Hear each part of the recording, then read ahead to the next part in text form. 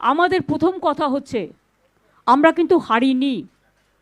আমাদের 100 সিট জোর করে লুট করা হয়েছে এবং আমি সরি টু সে দিল্লি থেকে কায়দা করে প্রেসকে ফার্স্ট রাউন্ড কাউন্টিং হওয়ার সাথে সাথে রটিয়ে দিয়েছে।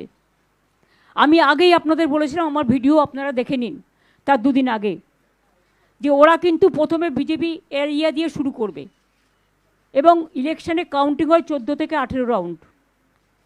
প্রথম 2-3টে রাউন্ড ওরা কিন্তু কাউন্টিং করবে প্ল্যান করে বিজেপি ওখান থেকে, যাতে ছেলেপেলেদের মরাল ভেঙে যায় আর বিজেপি গুন্ডামি করতে সাহস পায়।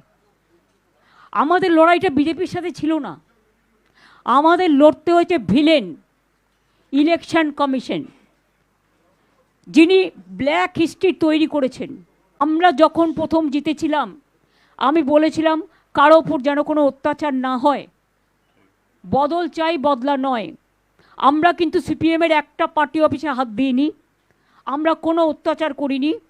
আমি রবীন্দ্রসঙ্গীত আর নজরুল গীতি গাইতে দিয়েছিলাম। আর 3 দিন ধরে বিজেপি যে অত্যাচার করছে, সিআরপিএফ এটা জওয়ান্স বাহিনী না গুণ বাহিনী? আমি আমার নিজের কনস্টিটিউয়েন্সিতে দেখেছি, আমার অভিজ্ঞতা 100 জনকে মেরে তাড়িয়েছে যারা জিতছিল। এবার আপনাদের আমি বলি, আপনাদের একটা রোল সম্বন্ধে আমাদের অভিযোগ আছে। You may accept, may not.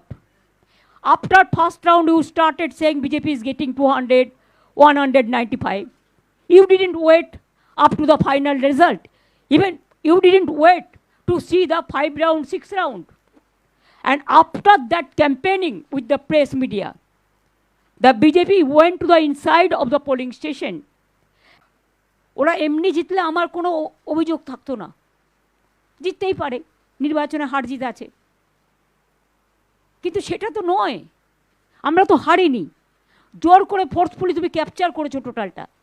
যখন আমরা প্রায় 200টা সিটে এগিয়েছিলাম, একতরফা মিডিয়ার ক্যাম্পেনে পরে ওরা স্টার্ট করেছে টর্চারিং বাইরের লোক দিয়ে। And CRPF just like goons, every counting centre they didn't allow the press media. মামাটি মানুষকে ধন্যবাদ জানাই, জিন্দাবাদ জানাই যারা আমাদের ভোট দিয়েছেন, কিন্তু এদের অত্যাচারের জন্য আপনাদের ভোটটা হয়তো অনেক জায়গায় আমরা রক্ষা করতে পারিনি, তার জন্য আমরা ক্ষমা প্রার্থী। ক্ষমা যাদের চাওয়া উচিত তারা তো ক্ষমা চাইবে না, আমরা তার জন্য ক্ষমা চাইছি। কেন, কিসের জন্য? আমরা তো হারিনি যে যাব। হারলে আমি যদি শপথ নিতে যেতাম তাহলে আমি রেজিগনেশনটা করতাম। এখন তো কোয়েশ্চেন ডাজন্ট অ্যারাইজ। জোর করে দখল করে যদি কেউ মনে করে যে আমি কি রেজিগনেশন দিতে হবে, নো, নট দ্যাট।